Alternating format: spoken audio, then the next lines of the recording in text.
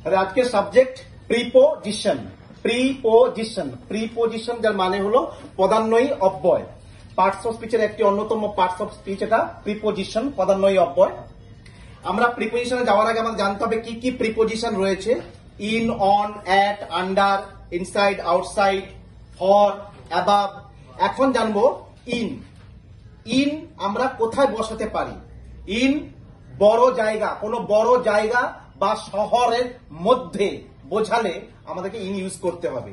যেমন in Delhi, in Kolkata, in Mumbai, এই সমস্ত শহর বা বড় জায়গা যদি বোঝায় তার পূর্বে ইনের ব্যবহার হয়।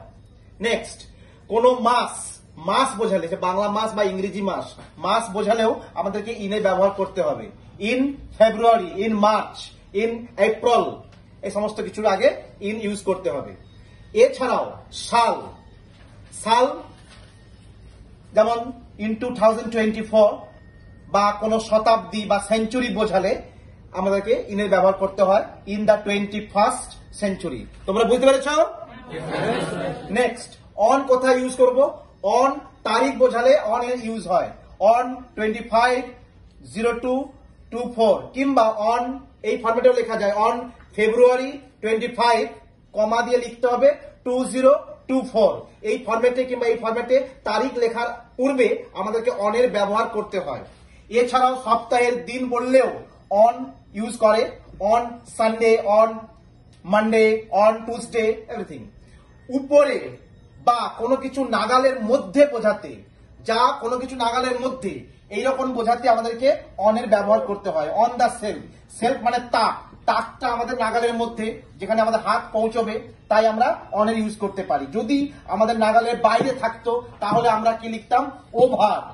আর অনেক উঁচু বোঝালে অ্যাবাবের ইউজ হয়। বোঝা গেছে? তাহলে ওপরে বা টেবিলের উপরে, সেলফের উপরে বোঝালে আমরা কি করি? On the self, on the table, এইসবের ইউজ করি। অ্যাট কোথায় ব্যবহার করব? ছোট্ট জায়গা বা গ্রাম বোঝালে। ছোট্ট জায়গা বলতে আমরা যেটা শহর থেকে খুব ছোট, বা গ্রাম, যেমন অ্যাট শ্যামপুর, অ্যাট ডোমজুর ইত্যাদি, এর পূর্বে আমাদেরকে অ্যাটের ব্যবহার করতে হয়। এছাড়াও সময় বোঝালে, সময় বা time, at 12:15 PM or at 7:15 in the morning, এইভাবে সময় বোঝাতে আমাদেরকে অ্যাটের ব্যবহার করতে হয়। এছাড়াও মর্নিং, ইভিনিং, আফটারনুন, নুন, এইসবের পূর্বে যদি দ না থাকে তাহলেও আমরা অ্যাটের ব্যবহার করতে পারি। At morning, at evening, at afternoon. কিন্তু যদি এগুলোর পূর্বে দ থাকে, দ মর্নিং, দ ইভিনিং, তাহলে এখানে অ্যাট ব্যবহার না করে ব্যবহার করতে হবে ইন। ঠিক আছে? বুঝতে পেরেছ আশা করছি?